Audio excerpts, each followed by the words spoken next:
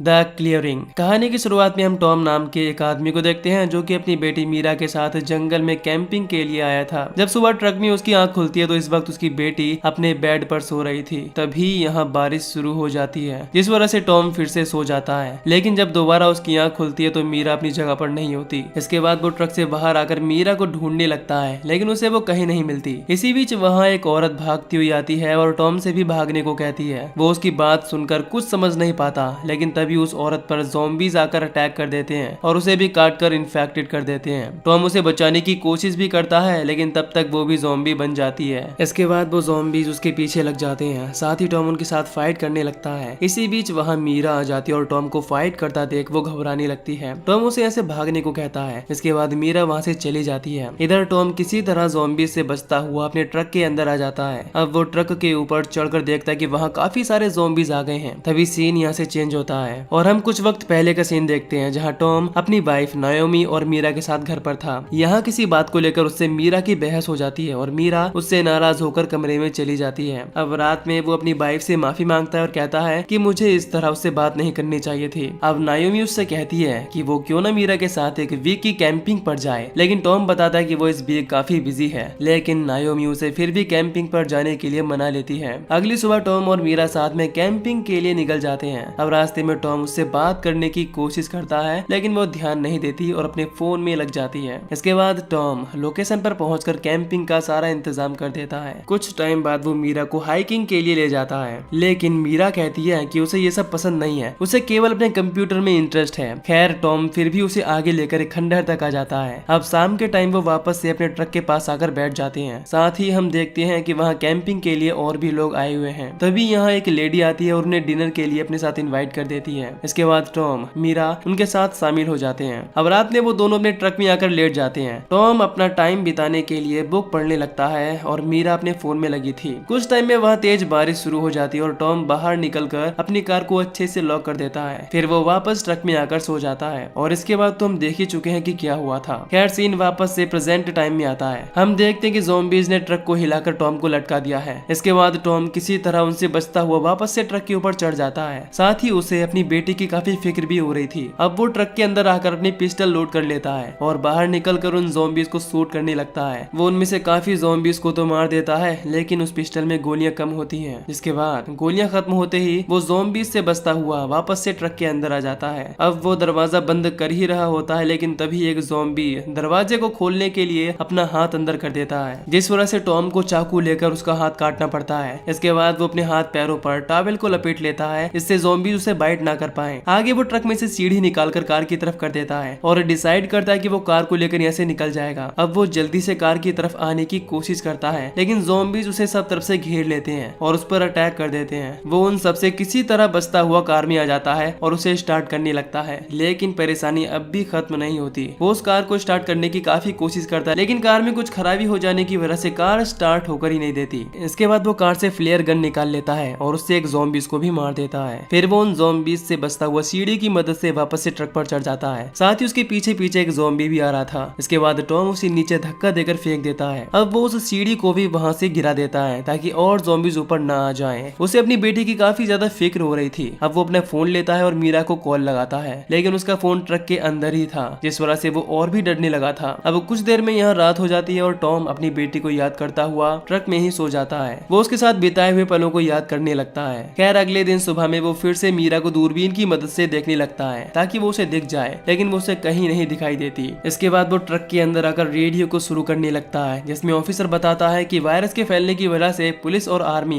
Border को seal कर रहे हैं। तभी एक ज़ॉम्बी ट्रक का शीशा तोड़कर उस पर अटैक करने लगता है। इसके बाद टॉम खुद ही उस ज़ॉम्बी को मारकर पीछे गिरा देता है। इसी बीच हम देखते हैं कि वो ज़ॉम्बी से लड़ता हुआ काफी थक गया है। साथ ही हमें पता चलता है कि उसने अपना खाना बाहर एक पेड़ पर लटका दिया था, जिस वजह से वो अभी तक भूखा है। अब वो एक लकड़ी का टुकड़ा लेकर उस टूटी हुई विंडो पर लगा देता है, इससे ज़ॉम्बी अंदर आने की कोशिश ना करे। वो ट्रक के रेडियो से मदद मांगने की कोशिश करता है, लेकिन उसकी कोई नहीं सुनता। इसके बाद टॉम ट्रक के ऊपर आकर अपनी बेटी को देखने लगता है। तभी उसे एक जगह पर मीरा दिख जाती है। अब टॉम यहाँ उससे साइन लैंग्वेज में बात करने लगता है। इसी बीच हम देखते हैं कि टॉम ने मीरा को एक नोट पर साइन लैंग्वेज वाले वर्ड दिए हैं, जिससे टॉम को पता चल जाता है कि वो ठीक है, लेकिन काफी डरी हुई भी। तभी अचानक एक ज़ॉम्बी मीरा को देख लेता है। इसके बाद सारे ज़ॉम्बीज मीरा की तरफ भागने भागने लगते हैं। अब टॉम जल्दी से उसे भागने को कहता है और खुद ट्रक से नीचे कूदकर उन ज़ॉम्बीज को अपनी तरफ बुलाने लगता है। इसके बाद सारे ज़ॉम्बीज उसकी तरफ आने लगते हैं। अब यहाँ टॉम एक गोल्फ स्टिक की मदद से उनसे लड़ने लगता है। जब वहाँ और भी ज़ॉम्बीज आ जाते हैं तो टॉम फिर से उनसे बचकर ट्रक पर चढ़ जाता है। अब रात में टॉम फिर से हेल्प मांगने के लिए रेडियो पर बात करता है, लेकिन इसी बीच रेडियो अचानक तेजी से साउंड करने लगता है, जिस वजह से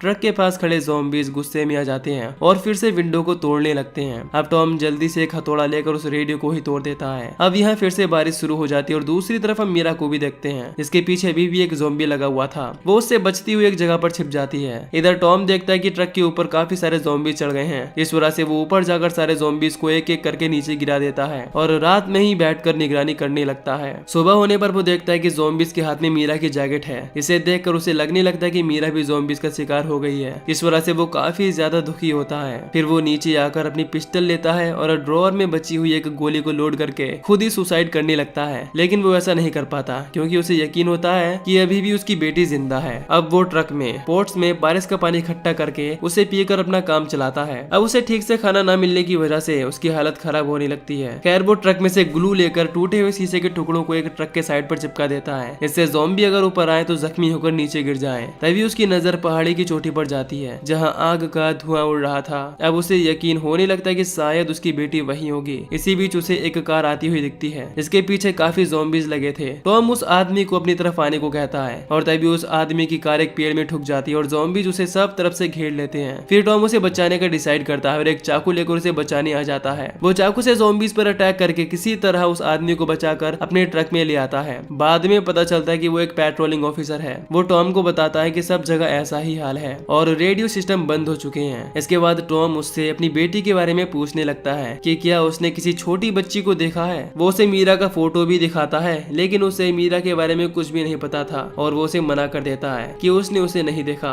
अब टॉम उससे कहता है कि हमें मिलकर मीरा को ढूंढना होगा, लेकिन वो उसे अभी जाने से मना करता है और कहता है कि हम बाहर गए तो ज़ॉम्बीज हमें नहीं छोड़ेंगे। वो टॉम से कहता है कि हमें एक प्लान बनाकर जाना होगा। खैर अब वो आदमी टॉम से खाना मांगने लगता है और कहता है कि जब हमारी बॉडी में एनर्जी ही नहीं होगी तो हम उनसे लड़ेंगे कैसे। इसके बाद टॉम उसे ट्रक में से कुछ खाने को देता है और बताता है कि उसने बाकी का खाना एक पेड़ पर लटका दिया है। टॉम को वो आदमी कुछ ठीक नहीं लगता। खैर रात में जब वो आदमी सो रहा होता है, टॉम उसका आईडी कार्ड चेक करता है और पता चलता है कि वो झूठ बोल रहा था, यानी वो एक ऑफिसर नहीं है, उसने किसी दूसरे का आईडी कार्ड चुराया है। तभी उस आदमी की आंख खुल जाती है और वो टॉम को मारने लगता है। टॉम भी उसे मारने की कोशिश करता है, लेकिन वो आदमी उसके सर पर अटैक करके टॉम को बेहोश कर देता है। कुछ टाइम बाद वो आदमी टॉम के हाथों में हथकड़ी डालकर उसे ज़ॉम्बीज के बीच में फेंकने वाला होता है, लेकिन तभी टॉम की आंख खुल जाती है और फिर से उन दोनों में फाइट शुरू हो जाती है। इसी बीच टॉम अपने एक हाथ में से हथकड़ी खोलकर उसके हाथ में फंसा लेता है। तभी उस आदमी को ज़ॉम्बीज पकड़ लेते हैं और नीचे खींचने लगते हैं। ज़ॉम्बीज उसे तेजी से खींचने लगते हैं, जिस वजह से